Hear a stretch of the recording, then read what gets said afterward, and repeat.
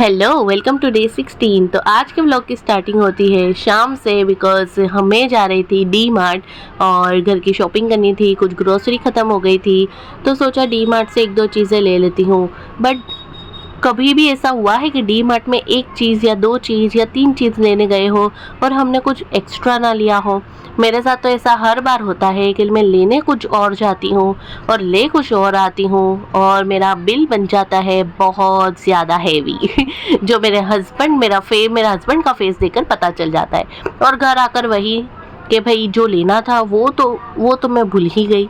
तो इसी तरह से आज डीमार्ट में हम गए और हमने ऐसी तरह तरह की ढेर सारी चीज़ें ली अल्हम्दुलिल्लाह। और घर आकर पता चला कि जो मेन चीज़ लेनी थी वही मैं भूल गई और बिल तो मैंने दिखा ही दिया आपको।